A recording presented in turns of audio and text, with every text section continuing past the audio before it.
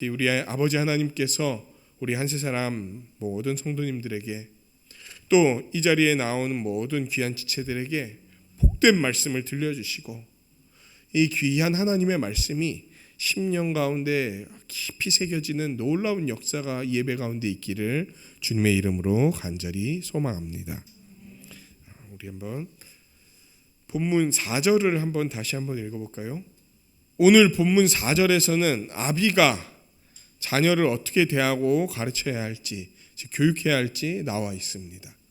근데 아비라는 말만 나와 있으니까 그러면 이거는 남자들, 아버지들만 이거를 해야 되는 건가 이렇게 생각할 수 있지만, 제가 지난번에도 설명드렸던 대유법이라는 거 있죠. 대유법. 그러니까 여기서 말하는 아비라는 것은 아버지와 어머니 또는 조부모를 다 통칭해서 말하는 한 표현 같은 거예요. 그러면서도 아비라고 적은 데에는 분명한 이유가 있습니다. 왜냐하면 가정의 머리가 아버지이기 때문인 거예요. 그러니까 아버지가 모든 교육에 대한 책임을 지고, 일종의 조타수라는 거 아시나요? 배 탔을 때 그 방향을 결정하고 전체를 책임지는 선장 내지는 조타수 같은 사람이 아버지이기 때문에 특별히 여기서는 이제 아버지, 아비라는 말을 적어놓고 있는 거예요. 오늘 본문 4절에서는 부모가 자녀를 어떻게 대하고 가르쳐야 될지, 즉 교육하고 양육해야 될지 말하고 있습니다. 여러분, 교육이란 말은 뭔가요?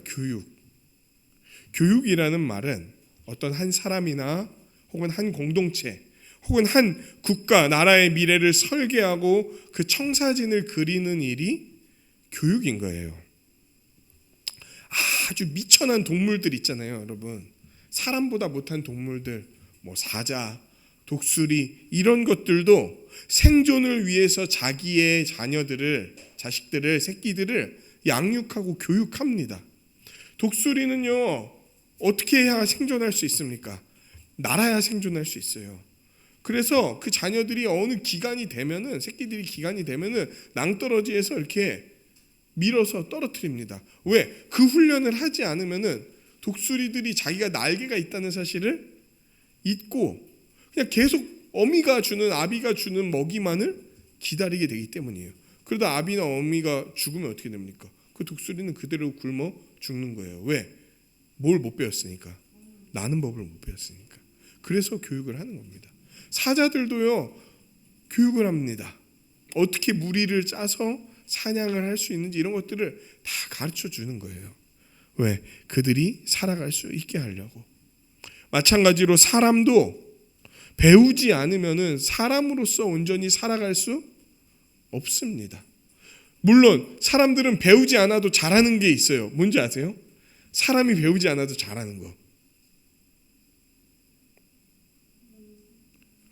배우지 않아도 잘하는 게 뭐냐면요, 죄 짓는 거예요. 죄는 안 가르쳐줘도 너무 잘합니다. 거짓말, 도둑질, 미움, 시기, 질투, 원망 이런 거 누가 우리한테 자 이제부터 시기는 이렇게 하는 거야, 원망은 이렇게 하는 거야, 거짓말 이렇게 하는 거야, 이거를 우리한테 제대로 각 잡고 앉아서 가르쳐주지 않았음에도 불구하고 우리는 그것들을 굉장히 능숙하게 잘해내요. 이거는 교육 없이도 우리가 잘할 수 있는, 타락한 인간들이 잘할 수 있는 일이죠. 그러므로 여러분, 사람으로 태어나서 사람답게 살기 원한다면, 그 대상을 사람답게 살게 하려면 그들을 교육해야 된다는 거예요. 부모가 자녀를, 선생님이 학생에게 교육해야 되는 일이 반드시 이루어져야 되는 겁니다. 그리고 오늘 본문은 부모가 자녀에게 행하는 교육이, 반드시 이루어져야 되는 이 교육이 어떤 태도와 내용으로 이루어져야 되는지 크게 두 가지로 말을 하고 있다는 거예요. 먼저 교육할 때 어떻게 해라고 이야기합니까? 자녀를 노엽게 하지 말아라. 이게 첫 번째 원리인 거예요. 자녀를 노엽게 하지 말아라. 그리고 두 번째 원리가 이어서 나옵니다. 무엇입니까? 주의 교훈과 훈계로 양육하라. 근데 그 앞에 붙는 한 수식어가 있어요. 무슨 수식어가 붙어 있습니까? 오직이라는 말이 붙어 있는 거예요. 오직 주의 교훈과 훈계로 양육하라. 너가 이 자를 하나님의 백성답게, 예수 그리스도의 제자답게, 성령의 사람답게 교회로서 살게 하고 싶다면 오직 무엇으로? 오직 주의 교훈과 훈계로 양육하라라고 되어 있다는 거예요. 먼저 성경은 자녀를 노엽게 하지 말라고 이야기합니다. 어떨 때 노여움이 발생합니까? 여러분, 노여움, 화는 어떨 때 일어납니까? 억울할 때, 맞아요. 억울할 때 일어나죠. 또 어떨 때 일어나나요? 노여움은요, 자기의 의지와 충돌하는 어떤 강제적인 행위나 강요를 경험하게 되면 노여움이 일어납니다. 그러니까 나는 이렇게 하고 싶은데 그거를 못하게 막 강제적으로 말로든 행동으로든 강제적으로 그거를 막 못하게 한다면, 강제적이란 말은 무엇입니까? 충분한 설득 과정 없이 물리적으로나 혹은 언어적으로 그 사람이 원치 않는 것을 하게 만드는 게 이제 강제적이라는 거예요. 이 사람은 이걸 원하는데 어떤 충분한 설득 과정 없이 강제로 이것들을 막 하게 하고 이걸 해야 된다고 이야기하고 안 하면은 막 때리고 끌고 이런 일이 벌어지는 것을 강제라고 하는 거예요. 그럴 때 사람은 노여움이 생긴다는 거예요. 혹은 자신의 소원이 아주 우습게 여겨지거나 혹은 무시당하거나 멸시당하는 경우에 노여움이 발생을 한다는 거예요. 이 세상에서는 자녀가 어리고 자기 아래에 있다는 이유로 그 자녀들을 함부로 대하거나 말이나 행동을 폭력적으로 행하는 부모가 많이 있습니다. 또는 그 정도까지 가지는 않더라도 자녀가 바라는 바나 어떤 건전한 소원에 대해서 존중하지 않는 부모도 많습니다. 맞아요. 우리가 자녀의 모든 소원을 다 들어줄 수 없습니다. 그럼에도 존중한다는 말은 무엇입니까? 그것들을 들어줄 수 있을 때에, 건전한 소원인 경우에 들어줄 수 있을 때 잘 협조해 주는 것, 혹은 들어줄 수 없을 때 왜 들어주지 못하는지에 대해서 충분하고 분명하게 설명해 주는 것, 이런 것들이 이제 자녀를 존중하는 태도인데, 그런 거 없이 아주 함부로 하는 부모가 이 땅에 많이 있다는 거예요. 근데 여러분 생각해 보십시오. 사람은 무엇으로 지어졌습니까? 사람은 어떠한 모습으로 이 땅 가운데 지어져서 살아가고 있습니까? 누가 자신의 형상대로 우리를 빚으시고 살아가게 하셨습니까? 하나님의 형상인 거예요. 여러분, 성인들만 하나님의 형상으로 지어지고 빚어진 게 아니에요. 우리의 모든 자녀들도요, 다 하나님의 형상으로 빚어진 자들이라는 거예요. 아직 우리의 자녀들은 연약합니다. 아는 것도 많지 않습니다. 어립니다. 그리고 부족한 것도 참 많아요. 그럼에도 이들 역시 하나님의 형상으로 지어졌다는 사실을 절대로 잊으면 안 된다는 거예요. 그러므로 여러분, 자녀에게 강요라든지 강제라든지 이런 게 아니라 어떤 게 더 복된 것이고 어떤 게 하나님을 더 기쁘게 하는 것인지 충분히 알려주면서 선택하게 해야 되는 거예요. 물론 우리가 강요하고 강제해야 될 때가 있어요. 어떨 때? 위험한 때. 막 진짜 이러다 크게 다치거나 목숨이 위태로울 때, 그때에는 아이고 잘 선택해봐 이렇게 하지 않죠. 탁 땡기면서 살려내는 게 우선적인 거죠. 그럼에도 그러고 나서 그냥 그러고 마는 게 아니라 왜 우리가 이렇게 했는지에 대한 설명을 해주는 것들이 아주 중요하다는 거예요.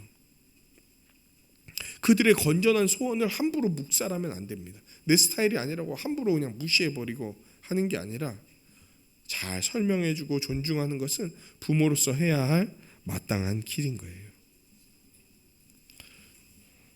여러분, 강요하지 않고요, 이렇게 노엽게 하지 않으면서 자녀를 가르치는 게 부모의 양육이라고 하잖아요, 성경이. 이것이 무슨 모습인지 교회에서 성도들에게 부모의 역할을 하는 직분이 있거든요. 그게 뭔지 아십니까? 아니, 장로들이에요, 장로들. 이 장로에 대한 베드로의 권면을 살펴보면서 우리가 자녀들을 어떻게 대해야 될지도 함께 살펴볼 수 있을 거예요. 교회의 부모라고 하면은 장로들인데, 특히 이제 목사도 장로 안에 들어갑니다. 교육 장로라고는 이름으로 불리는데, 이 장로들에 대해서 베드로가 권면한 내용이 우리 부모들이 깊이 새겨야 할, 그리고 부모가 될 사람들이 깊이 새겨야 할 내용들이라는 거예요. 베드로전서 5장 2절에서 3절 말씀입니다. 너희 중에 있는 하나님의 양무리를 치되 억지로 하지 말고 하나님의 뜻을 따라 자원함으로 하며 더러운 이득을 위하여 하지 말고 기꺼이 하며 맡은 자들에게 주장하는 자세를 하지 말고 양무리의 본이 되라. 하나님의 양무리를 치라는 거예요. 근데 어떻게 막 하기 싫어갖고 막 억지로 하고 이렇게 하지 말고 자원함으로 해라. 그리고 두 번째, 더러운 이득을 위해서 하지 말아라. 기꺼이 해라. 그러니까 이거를 할 때 나에게 어떤 이득이 있을까 없을까 막 이런 것들을 재면서 자기가 생각하는 어떤 세속적인 이득을 얻기 위해서 이 양무리들을, 양떼들을 대하지 말라는 거예요. 게다가 맡은 이 양들에게 주장하는 자세를 하지 말고 양무리의 본이 되라 라고 베드로는 이야기하고 있습니다. 베드로는 먼저 하나님이 우리에게 맡겨주신 자녀와 교회의 지체들이 하나님의 양이라고 얘기하는 거예요. 그런데 그냥 하나님의 양이 아닙니다. 하나님이 정말 사랑하시는 양이에요. 이 양 한 마리를 잃어버리는 거, 양 한 마리를 잃어버리는 것도, 그리고 그 양 한 마리를 찾는 것도 하나님이 정말 기뻐하시는 일인데, 이 양을, 하나님의 양을 돌보는 일이 얼마나 중요하겠습니까? 그런데 우리의 자녀와 교회의 지체들이 바로 그런 양이라고 하나님은 이야기하고 계시는 거예요. 그리고 말씀하십니다. 부모에게 맡겨진 하나님의 사랑스러운 양들을 양육하되 억지로 하지 말고 기꺼이 해라.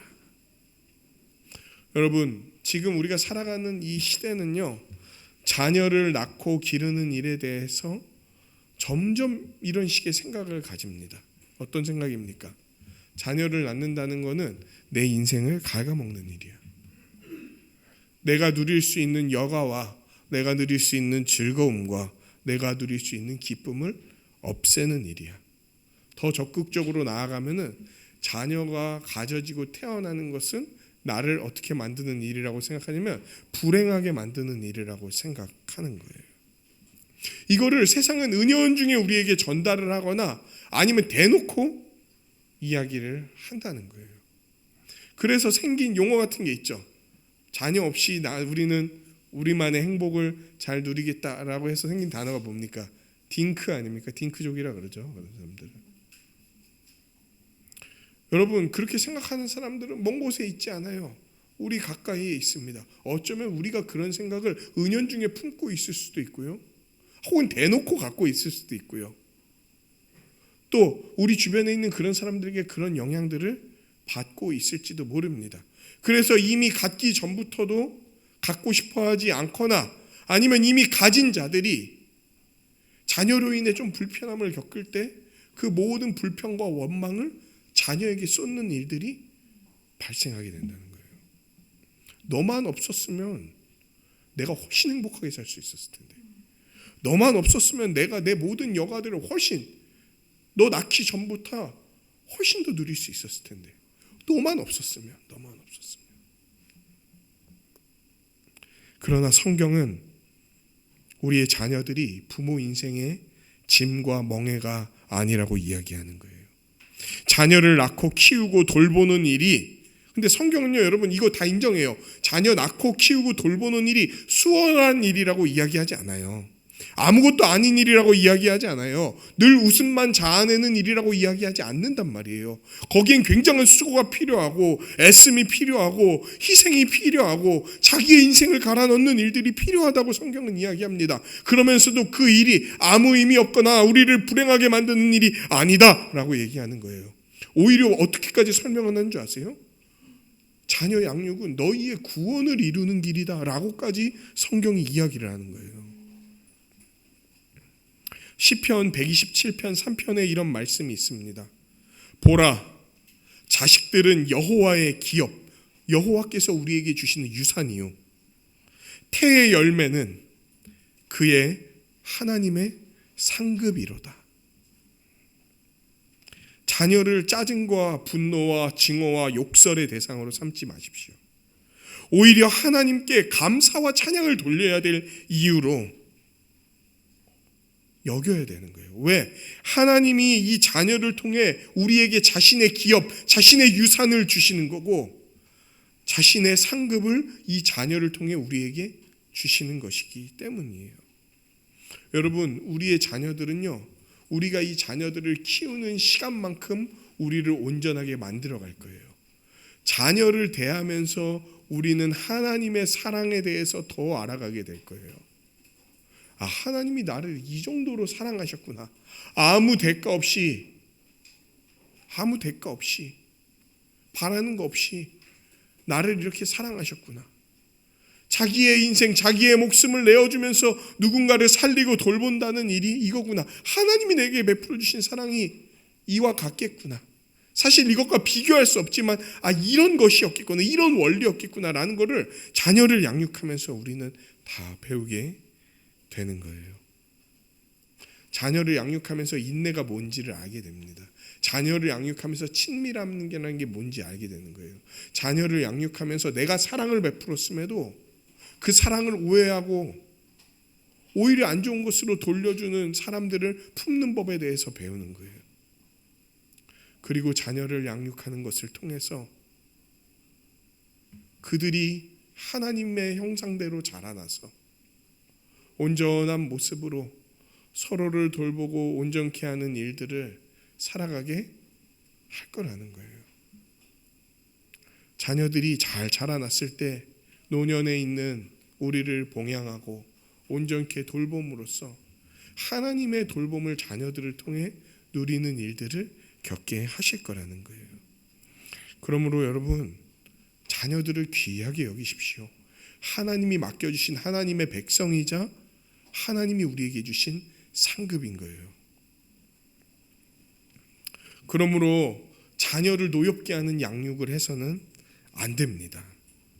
아까 베드로전서 5장 2절에서 뭐라고 이야기합니까? 이들을 지도하되 치는 건 때리라는 게 아니라 양을 친다는 거잖아요. 이들을 지도하고 살피되 더러운 이득을 위하여 하지 말라라고 이야기하고 있어요. 네, 자녀를요 우리의 더러운 이득의 방편으로 삼지 마십시오. 자녀를 통해서 부나 명예나 칭찬을 얻겠다는 욕심을 다 버리십시오. 자녀는 부모의 인생을 대신 살아주는 자가 아니에요.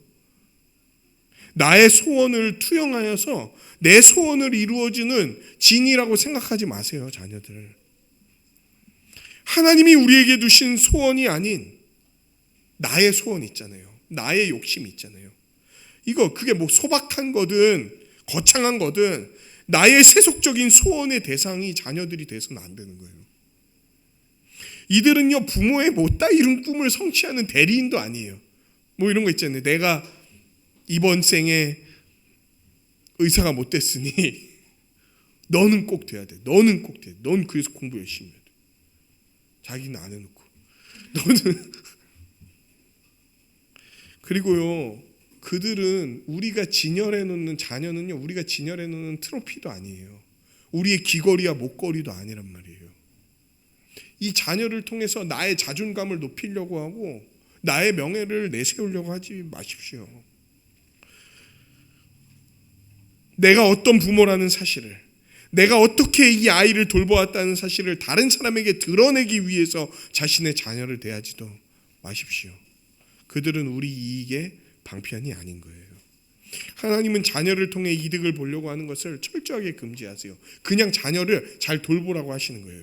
그런데 하나님이 그 잘 돌보는 자녀들을 통해 자연스럽게 우리를 살피실 거거든요. 근데 그거는 과정 가운데 이루어지는 결과인 거지 그게 목적이 아니에요. 목적은 자녀를 잘 돌보는 겁니다. 모든 성도는 자녀를 독립된 인격체로 존중하되 자신을 내어주는 사랑을 행하는 부모가 되어야 될 거예요. 그런데 오늘의 본문은 아까 에베소서 4장은 자녀 양육에 대해 노엽게 하지 말라고 이야기하는 데서 끝나지 않았죠. 오히려 이것을 넘어서는 교육에 대해서 이야기를 합니다. 뭐로 양육하라고 이야기합니까? 오직 주의 교훈과 훈계로 양육하라고 이야기해요. 여러분, 세상에는 많은 사람들의 많은 흐름에 많은 교육 철학에 다양한 교훈과 규범들이 있습니다. 그리고 교육 철학은 시대가 따라서 막 바뀌어요.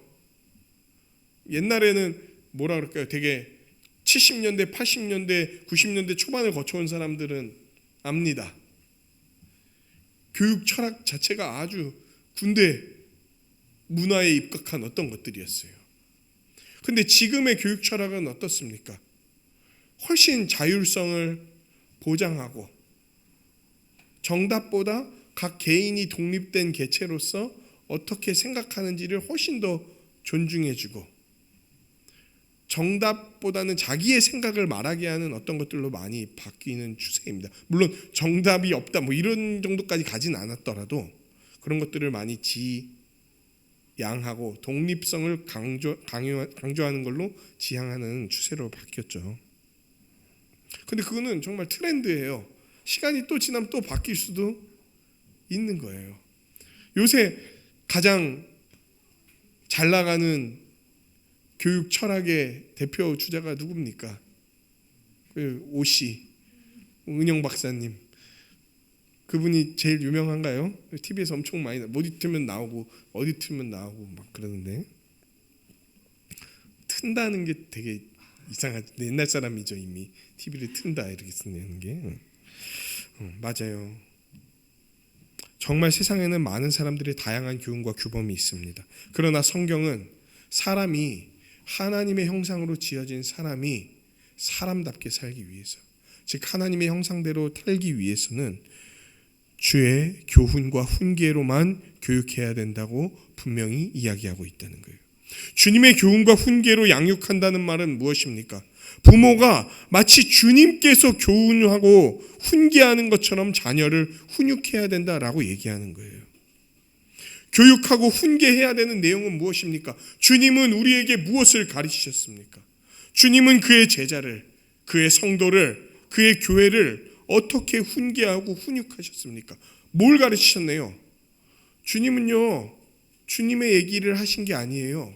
주님은 누구의 뜻을 우리에게 가르쳐 주셨는지 아십니까? 하나님의 뜻을 우리에게 가르쳐 주셨어요. 아버지 하나님의 뜻을 이 땅 가운데 알려주셨어요. 나타내어 주시고 보여주시고 행하시고 들려주셨단 말이에요. 목숨과 마음과 힘과 뜻을 다하여 하나님을 사랑하고 이웃을 사랑하는 것, 이것이 우리가 예수님께 배운 하나님의 뜻이요, 우리가 자녀들에게 가르쳐야 할 내용인 거예요. 아주 그 내용을 압축해서 말해서 하나님을 사랑하고 이웃을 사랑하는 거라고 했지만 그거를 풀어서 적어놓은 게 이 66권이 들어있는 성경 전체인 거예요, 여러분. 그러니까 하나님을 사랑하고 이웃을 사랑하는 걸 가르치는 걸 애 한 명 불러다가, 야, 이제부터 내가 양육할 테니까 잘 들어봐. 하나님을 사랑하고 이웃을 사랑해야 돼. 알겠지? 네. 하나님을 사랑하고 이웃을 사랑해야 돼. 알겠지? 네. 이걸 계속 반복해서 말하는 게 하나님을 사랑하고 이웃을 사랑하는 걸 가르치는 게 아니라는 거예요. 하나님이 어떤 분이신지, 그분이 어떤 성품을 가지고 계시는지, 우리를 위해 어떤 사랑을 베풀어 주셨는지, 우리를 위해 어떤 일들을 이루고 계시는지, 우리의 이웃은 누구인지, 그들을 사랑한다는 것은 무엇인지, 이런 걸 낱낱이 체계적으로 분명하게 그리고 깊이 있게 가르치는 게 하나님의 뜻을 가르치는 거예요. 하나도 남김없이 다 가르치려고 애쓰는 게 이제 우리가 자녀들을 지도하는, 이 성경을 통해서 지도하는 것이라는 거예요. 근데 여러분, 자녀들을 이렇게 철저히 가르치려면 먼저 수반되어야 될 일이 뭘까요? 네, 맞아요. 우리가 먼저 그거를 알아야겠죠. 모르는데 어떻게 가르칩니까? 사람은 자기가 아는 만큼 가르칠 수 있는 거예요. 그래서 자녀를 잘 지도하기 원하신다면 먼저 우리가 배우는 그 자리에 적극적으로 뛰어들어야 되는 거예요. 분명하게 배워야 되는 거예요. 주님의 가르침, 그 복음을 분명히 알고 참되게 믿어야 되는 거예요. 제대로 알지도 못해, 그리고 믿지도 않으면 어떻게 가르치고 돌볼 수 있겠습니까? 여러분, 바른 기준이 없다면, 가르쳐야 될 분명한 내용이 없다면 뭘로 대하고 뭘로 지도하겠습니까? 제일 어려운 교육이 뭔 줄 아세요? 제일 어려운 교육. 내용과 기준이 없는 교육이에요. 내용도, 방식도, 목표도 없는 교육을 어떻게 합니까? 그게 없잖아요. 그럼 교육을 못해요. 그럼 자녀를 어떻게 대하는 줄 아십니까? 되는 대로 살라고 냅두는 거예요. 그냥. 왜? 뭘 가르쳐야 될지도 모르겠고, 어떤 기준으로 가르쳐야 될지도 모르겠고, 그 자녀가 어떤 목표까지 나아가게 해야 되는지도 모르니까 그냥 그 드라마 제목이었나요? 네 멋대로 해라, 네 맘대로 해라, 네 맘대로 살라고 내버려 두는 거예요. 되게 자율적이고 좋은 것 같지만 그거는 다른 말로 뭔지 아십니까? 방치예요. 방치.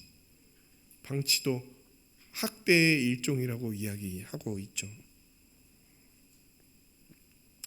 자녀를 올바르게 양육하고 교육하기 위해서 먼저 교육의 주체인 우리가 주님의 교훈과 훈계로 철저히 무장되어 있어야 됩니다. 그리고 이거를 잘 아는 걸로 끝나면 안 돼요. 우리의 교육이 살아 숨쉬는 교육, 온전히 전수되는 교육이 되려면요, 우리가 이 알고 있는 내용을 믿고 있어야 되는 거예요. 가르치고 지도하는 내용 자체를 신뢰하지도 않고 거기에 인생을 걸지도 않으면서 이거를 내가 제대로 가르쳐 보겠다? 이것만큼 이상한 얘기도 없을 거예요. 여러분, 사람은 인격체잖아요. 기계가 아닙니다. 어떤 코드를 입력하면 그대로 뭐가 들어가고 이런 게 아니에요. 사람은 인격체이기 때문에 그를 지도하고 교육하는 자가 지도하는 내용을 온전히 신뢰하지 않고 가르치게 되잖아요. 그러면 이거는 그냥 공허한 외침이 돼버리는 거예요. 절대로 그들의 삶에 교육의 내용이 들어가지 않을 거예요. 제가 고등학교 때 윤리 시간을 겪었습니다. 다 윤리 배우셨죠? 그 윤리 선생님이 진짜 염세주의자였어요. 염세주의는 이런 거죠. 이제 세상에 대해서 아주 뭐라 그럴까, 회의적인 사람. 근데 윤리를 가르치는 거예요. 어쨌든 교과서의 내용을 나가야 되니까 교과서 내용을 가르칩니다. 근데 그 사람은 그거 하나도 안 믿어요. 그러니까 우리도 어쨌든 시험을 잘 봐야 되니까 내용을 들으면서도 이분이 가르치는 내용이 우리의 삶을 해석하고 이렇게 살아가면 복되게 된다고 생각을 안 해. 그러니까 그냥 그 내용이 공허한 거예요. 그냥 시험을 잘 맞기 위한 내용인지 공허한 내용이야.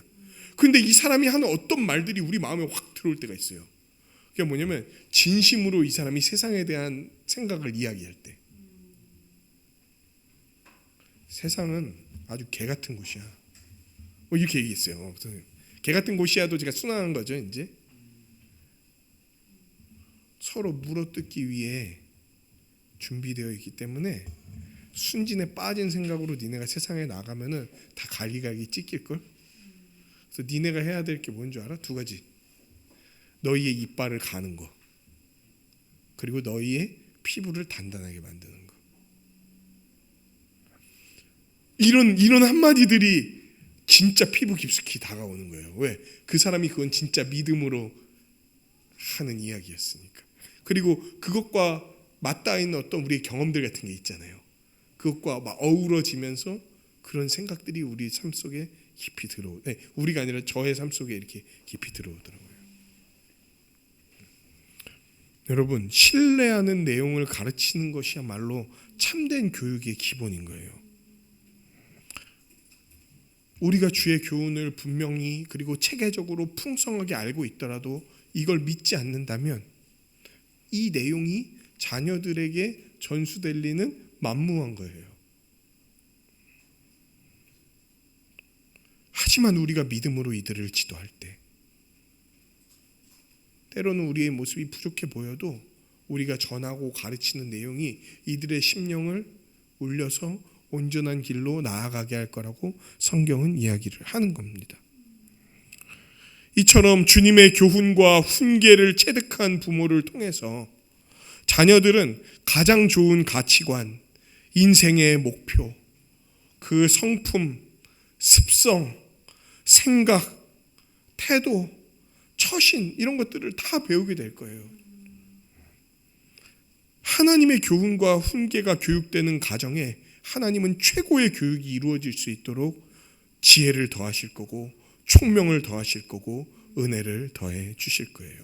왜? 자기 말씀을 의지하면서 지도하니까. 자기 말씀을 믿음으로 의지하며 지도하니까. 그런데 여러분, 성경은요, 우리의 양육을 이 정도로 설명하고 끝내지 않습니다.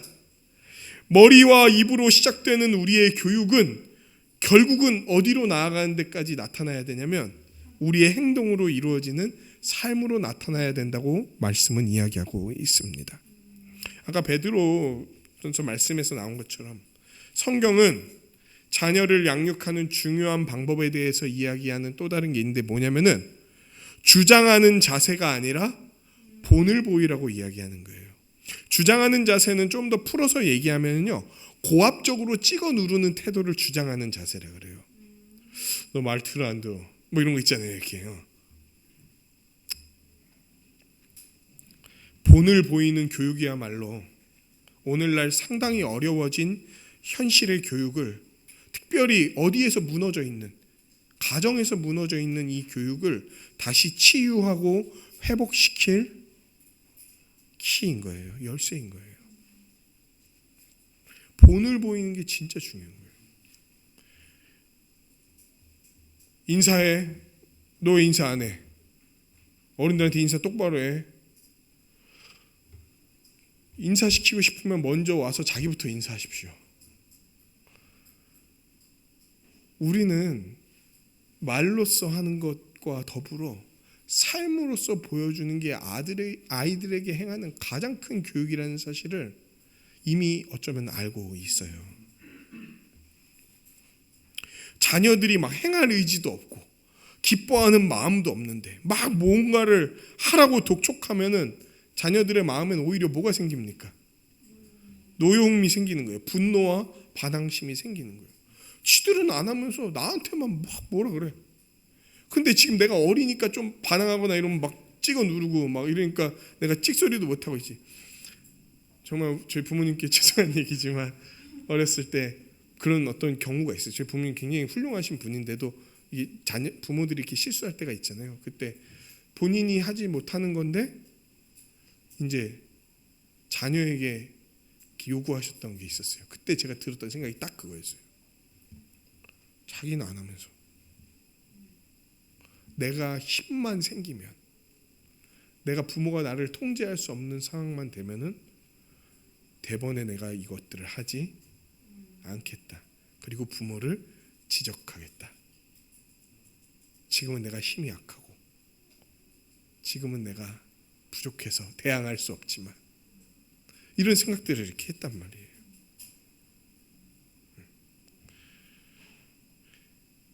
자기에게 준비되지도 않은, 자기도 하지 않는 일들을 입술로만 요구해서는 안 되는 거예요. 본보기를 제공하고 이게 진짜 좋다라는 사실을 알 수 있도록 자발적으로 따르고 즐거운 마음으로 본받을 수 있도록 먼저 보여주는 것, 이게 동기를 일으켜주는 아주 합당한 교육입니다. 먼저 보이는 교육. 자녀에게 강요로만 이루어지는 교육을 행한다면 계속 강요야. 자기는 하지도 않는데 계속 강요해. 이러면 그 자녀의 영혼은 상합니다. 그저 부모에게 보이기 위한 모습으로 나타나게 될 거예요. 힘이 약했을 때에는 억눌리다가 강해지면은 튕겨져 나가거나 그냥 무시하거나 지도했던 것과 전혀 다른 방향으로 나아갈 수 있다는 거예요. 본보기를 보이면서 지도함으로 자녀들의 마음에 감동과 자발적인 마음을 일으켜 주십시오. 스스로 할 수 있도록 좋은 방향들을 제시해 주십시오. 자녀가 정말 잘 자랄 수 있도록 부모가 돌보고 관리해야 되는 부분이 있지 않습니까? 네, 근데 이거는 관리하지 말라는 얘기 아니에요. 그냥 내버려 두라는 얘기가 아니에요. 분명히 하지 말아야 될 것과 해야 될 일들이 있고 그것들을 잘 지도해 줘야 된다는 얘기예요. 함부로 대하지 말라는 얘기지 양육하지 말라는 얘기가 아닌 거예요. 그런데 우리가 부모로서 자녀들을 지도할 때 뭘 돌봐야 됩니까? 그의 외적인 말과 행동, 성적과 위치 정도가 아닌 거예요. 진짜 중요한 게 뭔지 아십니까? 자녀 교육의 목표가 뭔지 아십니까?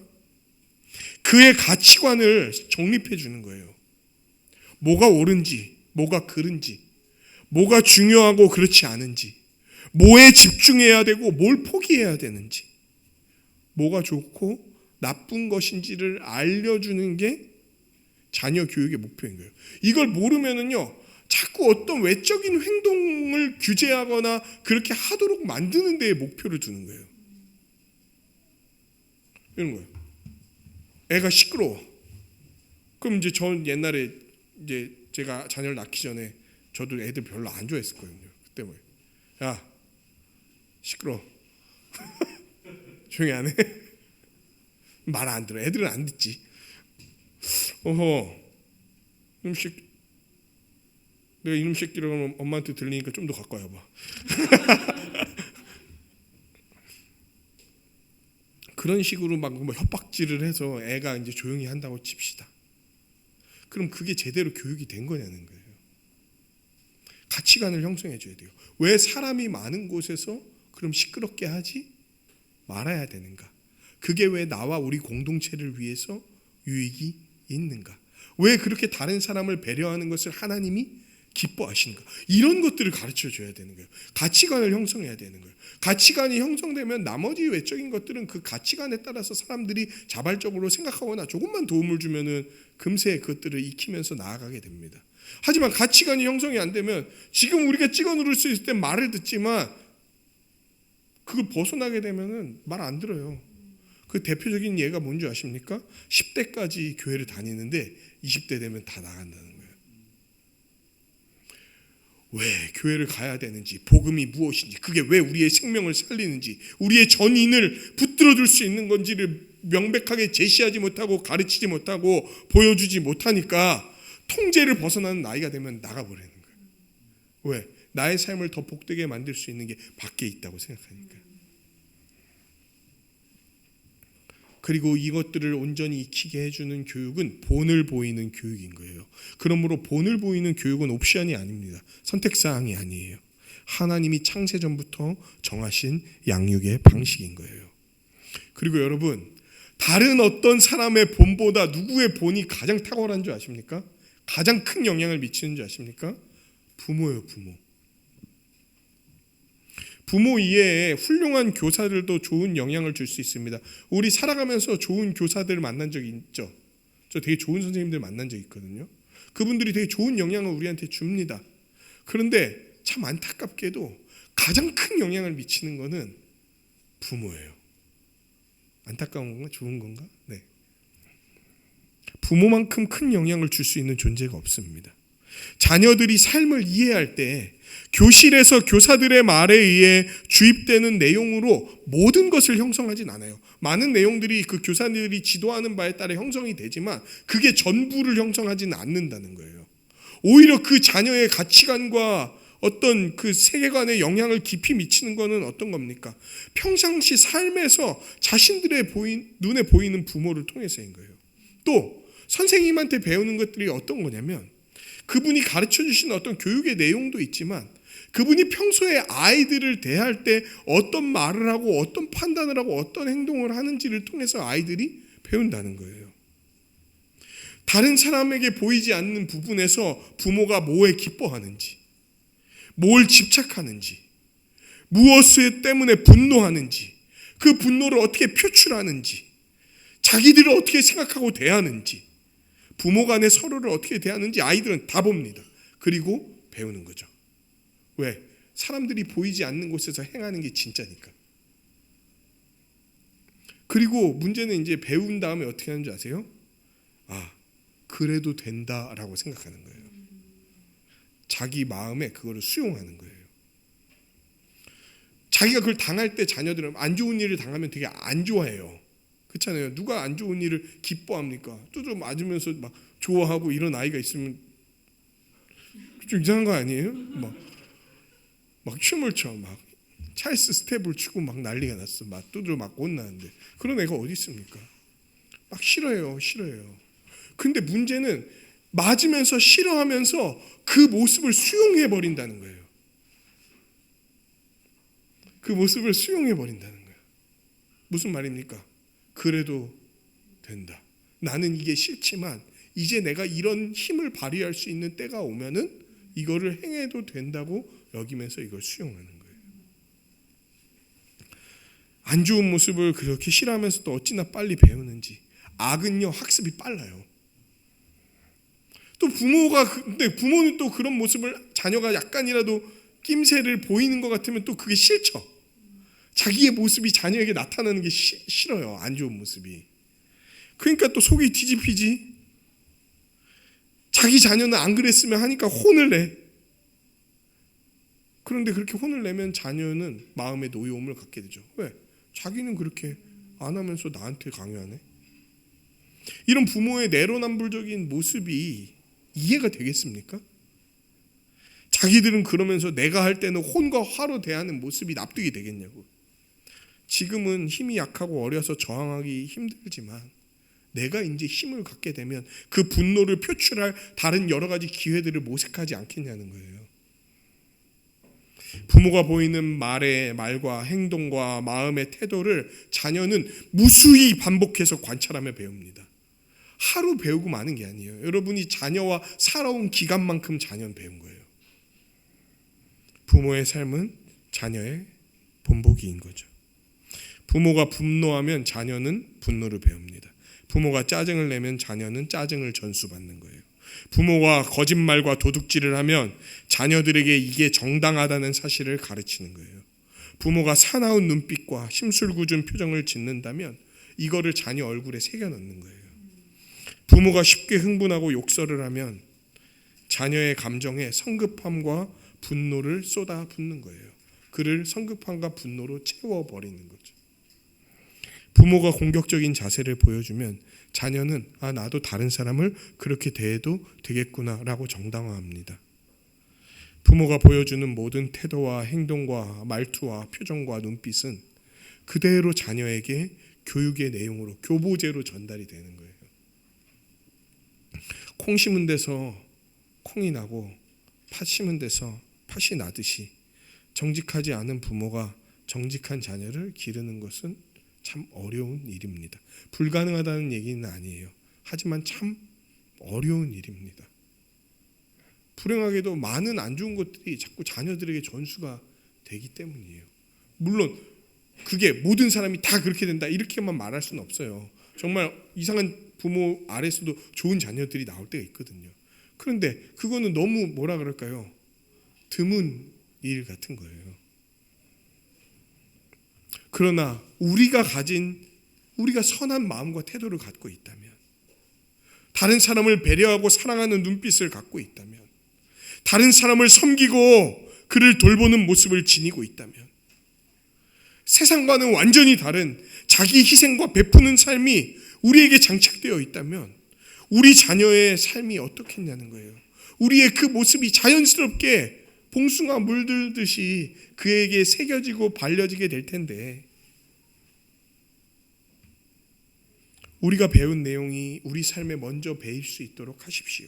자녀들에게 그리고 그게 나타나게 하십시오. 그것이 우리가 자녀를 참되게 살리고 온전하게 하는 길인 거예요. 오늘은 묵상과 적용이 따로 없습니다. 내용과 묵상과 적용이 막 섞여서 같이 가는 거예요. 그런데 한 가지 큰 문제가 있습니다. 지금 우리가 어떻게 교육해야 될지 잘 들었죠. 그리고 이 교육의 내용이 성경에서 말하는 내용이 얼마나 중요하고 위대한지 우리는 잘 알아요. 그런데 문제가 있어요. 문제가 뭐냐면은 너무 문제가 커. 이 위에서 말한 내용이 정말 옳고 참되고 바른데도 이 교육을 행하지 못하도록 철저하게 가로막고 있는 것들이 있다는 거예요. 절대로 무너지지 않을 성벽처럼 가로막고 있다는 거예요. 뭡니까? 바로 가르치는 자와 양육을 받는 자 모두 둘 다가 다 죄인이라는 거예요. 하나님의 뜻을 온전히 알지도 못해. 오히려 잘못 알고 헛되이 가르치기도 하고, 가르치는 대로 삶의 모습을 보이며 사는 것에도 능숙하지가 못해. 오히려 삶이 그냥 실수투성이야. 가르치고 보여야 할 정반대의 모습으로 살아가는 게 더 많은 게 우리네 삶이란 말이에요. 하나님을 알지도 못하고 오히려 썩어질 것으로 그 형상을 바꾸거나, 하나님의 뜻을 떠나 반대에 서서 영원한 사망 가운데로 나아가려고 하던 게 우리들의 인생이었다는 거예요. 그러니까 어떤 소망도 없지, 자격도 없지, 능력도 없지.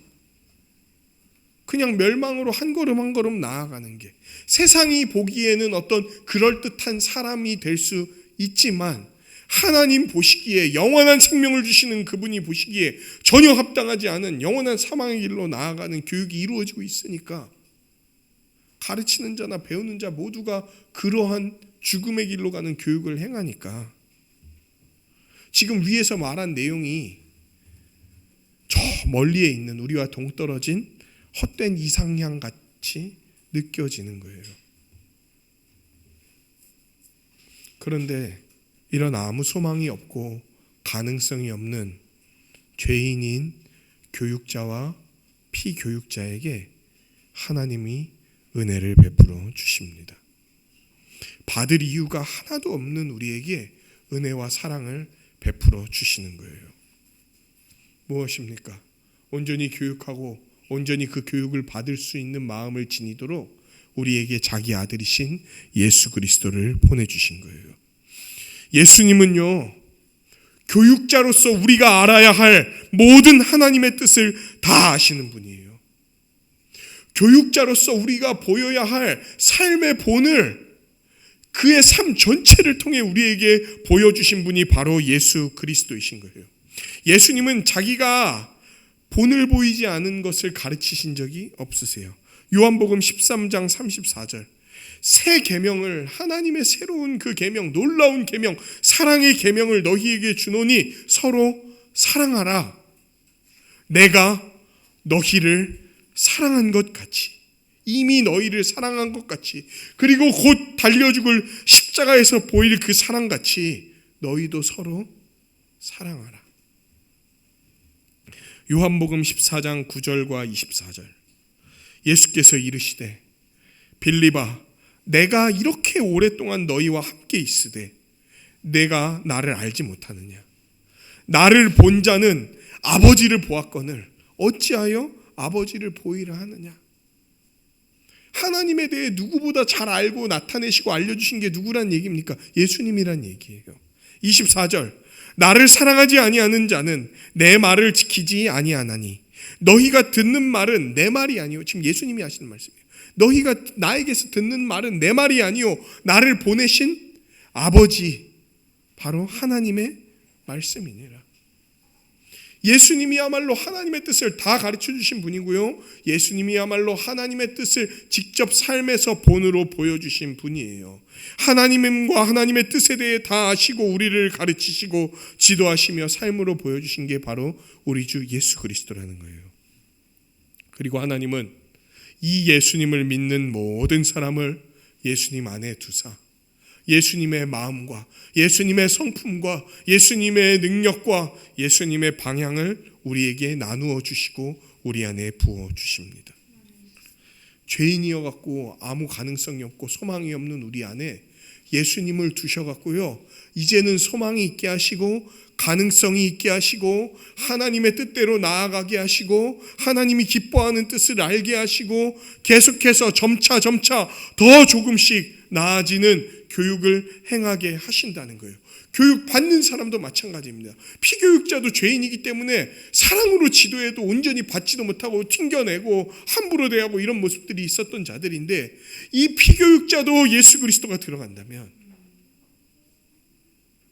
가르치는 자와 받는 자 모두가 그리스도 안에서 참된 가르침과 자라남으로 상호 교류할 수 있게 되는 거예요. 예수님 안에 있기 때문에 이전에는 도무지 인격적으로 지도할 수도 없고 사랑하지도 못하고 자기만 생각하던 사람이 점점 뭔가를 알게 되는 거야. 아, 이게 이상한 거였구나. 이게 바르지 않았던 거였구나. 이게 오히려 나를 해치고 망함으로 나아가게 하는 길이었구나. 그리고 하나님이 알려주신 이 길이 오히려 우리 가정을 살리고 나를 살리고 나의 자녀를 붙들고 온전하게 하는 길이었구나 라는 것들을 알려주시고, 또 알려주신 데서 끝나는 게 아니라 실제로 그 삶을 살 수 있도록 마음과 능력을 부어주시는 거예요. 게다가 예수님은 어떤 일을 행하는 줄 아십니까? 여러분, 우리 안에 믿는 사람들 안에 예수님이 거하시고 또는 그분 안에 우리가 거한다고 얘기하잖아요. 예수님과 연합했다고 얘기하잖아요. 그런데도 이미와 아직을 살아가기 때문에 여전히 우리 안에서는 어떤 부족한 점들이 나타나게 되어 있어요. 우리가 실수한단 말이에요. 자녀들한테 그러지 말아야지.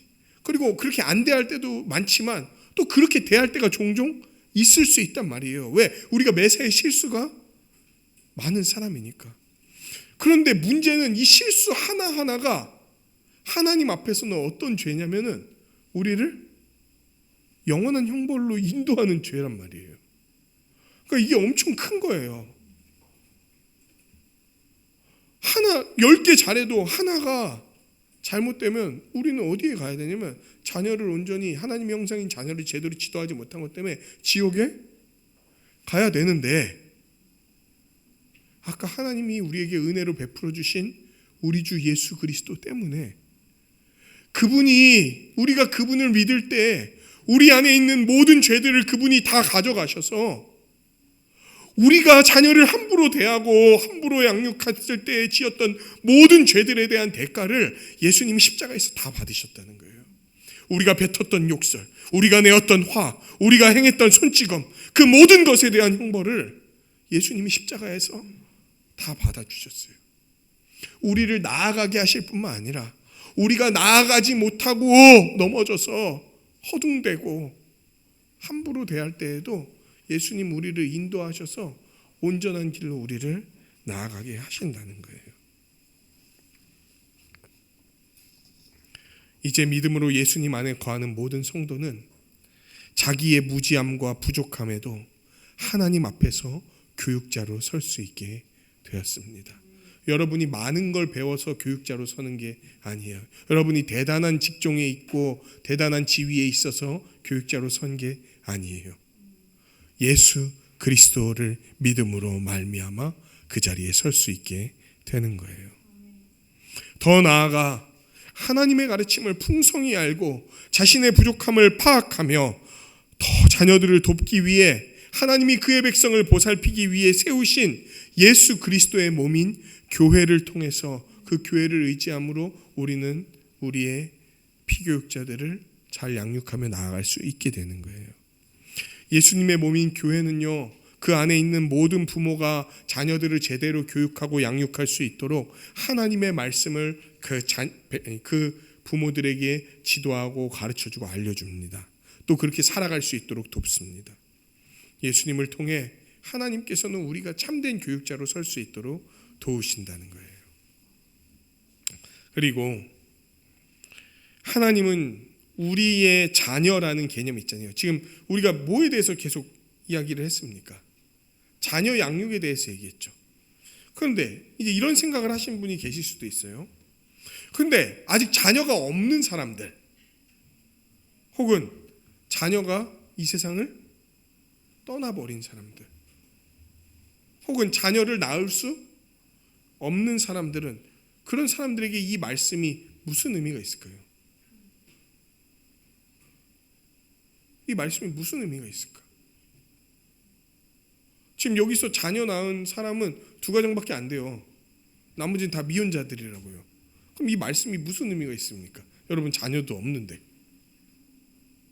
그런데 하나님의 이 말씀은요, 지금 여기 있는 부모들에게만 의미가 있는 게 아니에요.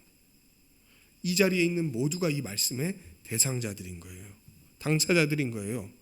우리는 언젠가 미래에 생길 우리의 자녀들을 위해 그들을 진리로 잘 양육하기 위해 이 말씀에 귀 기울여 듣습니다. 그런데 또 자녀를 안 낳을 수도 있잖아요. 못 낳을 수도 있잖아요. 그럼 그런 사람에게는 이게 무슨 의미가 있냐? 미래의 부모가 안 될 사람들에게도 이 말씀이 의미가 있다는 거예요. 어떻게 의미가 있습니까? 더 나아가 이 말씀은 혈육의 자녀를 돌보는 이야기를 넘어서서 하나님께서 우리에게 주신 영적 공동체이자 예수 그리스도의 몸인 교회의 다음 세대, 교회의 아래 세대를 돌보는 원리로도 주어졌다는 거예요.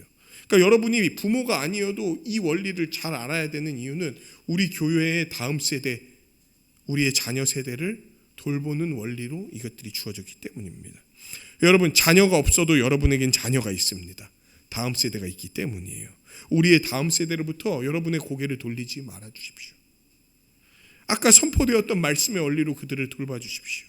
주의 진리를 가르쳐 주십시오. 이들이 진리대로 잘 살아갈 수 있도록 교회 안에서 본을 보여주십시오.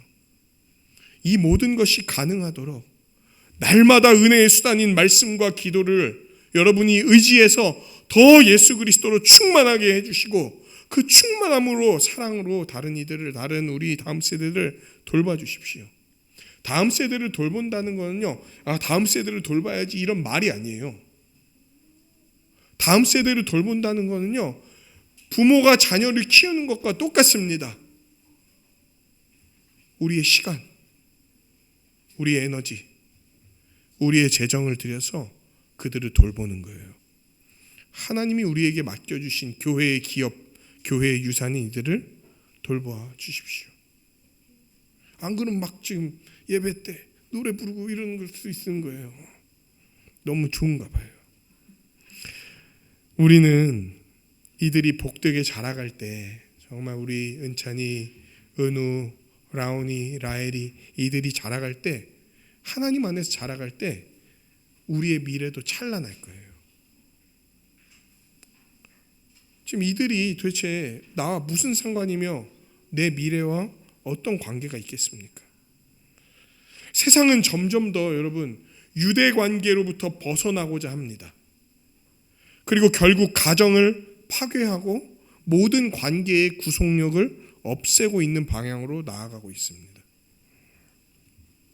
누구도 책임지지 않는 세상을 원하게 돼요. 누구도 돌보지 않는 세상을 원하게 돼요. 결국은 자기가 자기의 삶을 홀로 책임져야 되는 세상에 대해서 냉혹하게 이야기해요. 외로운 세상이 되어갑니다. 고통스러운 세상으로 몰아가고 있는 거예요. 여러분 생각해 보세요. 점점 부모와 자녀와의 관계가 중요한 게 아니라고 이야기합니다. 부부간의 관계가 별로 중요하지 않다고 여기면서 살아가요. 그냥 내 어떤 필요를 채워줄 수 있는 파트너가 필요한 거지 부부라고 하는 하나님 앞에서 언약으로 묶인 존재가 별로 중요하지 않다고 하는 거예요. 그 첫 번째 예가 뭐냐면은 결혼을 신성히 여기던 결혼을 우습게 여겨지는 거예요. 함부로 행하게 하는 거예요. 그것들을 되게 별거 아닌 것처럼 여기는 거예요. 그로부터 나온 결과가 뭐냐면 이혼율의 증가입니다. 더 나아가면요, 이게 이제 이혼율의 증가에서 어디로 넘어가는 줄 아십니까? 동거의 증가로 나타나게 돼 있습니다. 근데 제가 말하는 동거는 무슨 그냥 결혼 전에 누구랑 잠깐 같이 살고 이런 거 얘기하는 게 아니에요. 아예 결혼 제도의 대행으로 나오는 동거를 얘기하는 거예요. 그러니까 서양에서 하는 거 있잖아요. 다 애도 낳고 사실혼의 관계야. 근데 결혼은 안 하는 거야. 왜? 언제라도 이 사람의 삶에 책임지지 않고 손절하기 쉽게 편리하게 관계들을 만들어가는 거예요. 부모도 마찬가지. 어떤 약자들에 대해서 책임지는 사회로 살아가고 싶지 않은 거예요. 최근에 어떤 예가 있었죠. 이제 뭐 그건 여러 가지 정치적인 예도 따져봐야 되지만 장애인들이 이제 시위를 열었어요.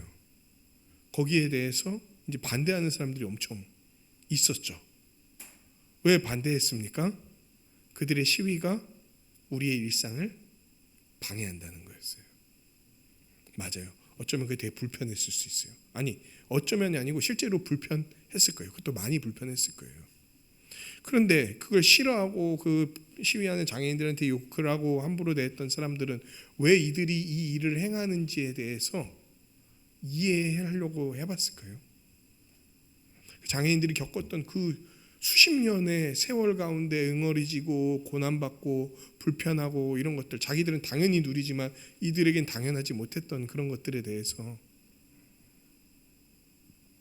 자기 좀 불편하게 만들었다고 미워하고 증오하고 약자를 배려하면 뭐하냐 이런 얘기들을 하고 이런 세상이 점점 되어가고 있는 거예요. 누구도 책임지고 싶지 않은 거예요. 그러니까 나 혼자 사는 게 편하고 누구도 돌보고 싶지 않은 거예요. 귀찮고 결국 내가 내 삶을 사는 거지 이렇게 얘기하는데 그러면서도 그 마음 깊은 곳에는 너무 세상이 냉혹하고 차갑다. 그리고 나는 너무 외롭다. 그리고 고통스럽다. 이게 기저에 깔려 있고 이 길로 가면 계속 그 길로 가는데도 마치 브레이크가 없는 것처럼 그냥 계속 이 길로 세상은 가고 있는 거예요. 우리도 은연중에 이 사상에 물들었을지도 몰라요. 왜냐하면 우리는 하나님의 백성이면서도 이 땅을 살아가기 때문에 이 땅의 여러 가지 이야기들을 귀로 듣는단 말이에요. 혼자 사는 게 복되다. 모든 귀찮음에서 벗어나고 나는 자유롭게 산다. 혼자 산다는 게 그냥 단순히 뭐 어떤 집에 혼자 산다 이런 얘기가 아니라 어떤 관계에도 깊이 얽매이지 않고 살아가는 삶을 말하는 거예요.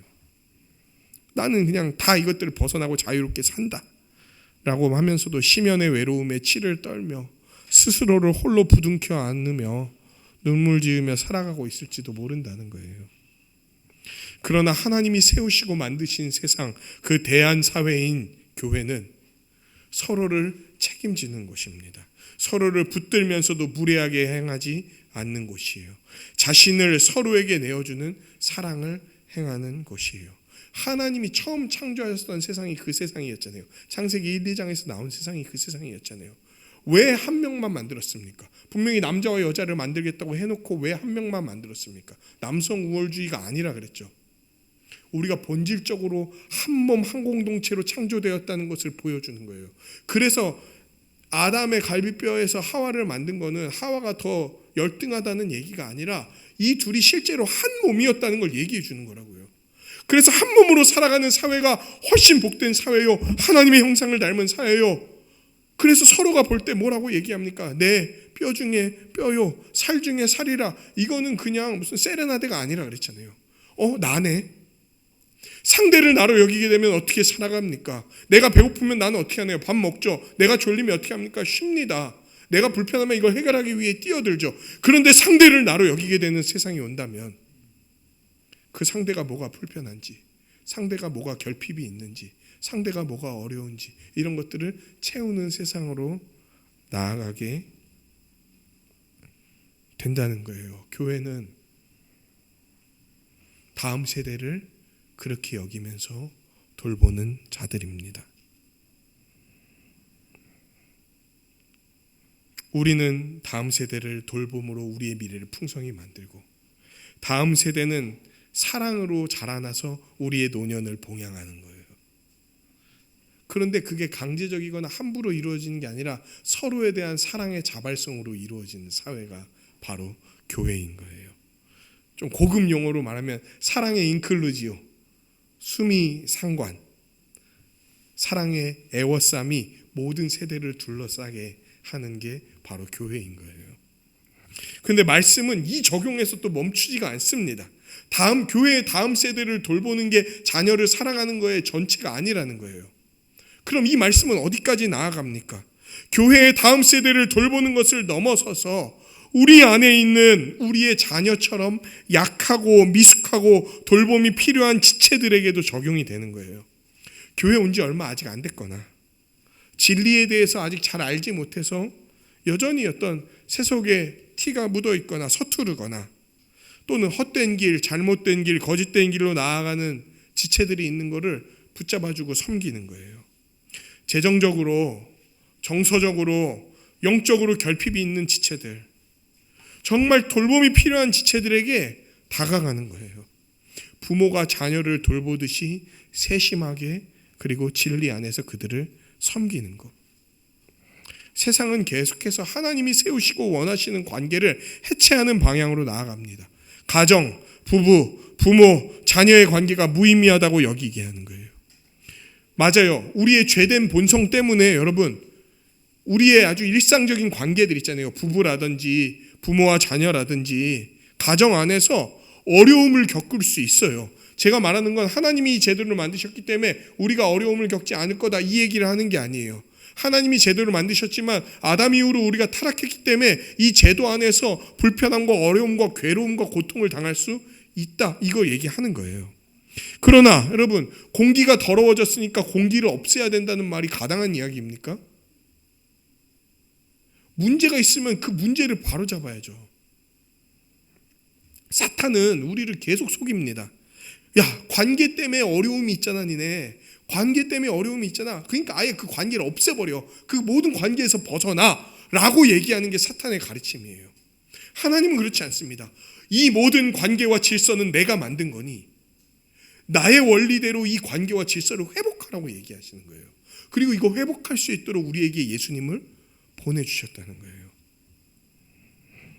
교회는 이 질서와 관계들이 온전히 세워질 수 있도록, 하나님이 꿈꾸신 나라의 모습으로 나타날 수 있도록, 하나님 나라를 온 세상에 보일 수 있도록 세워진 공동체가 교회입니다.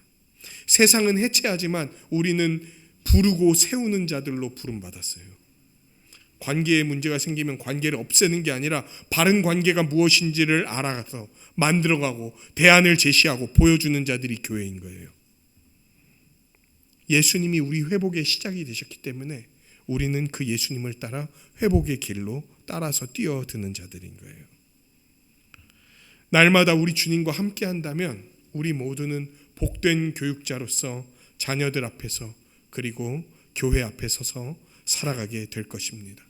그 어떤 상황이 오더라도 하나님이 주시는 의로운 삶과 흔들리지 않는 평강의 삶과 자족하며 기뻐하는 희락의 삶을 교육자로서 살아가게 될 거라는 거예요.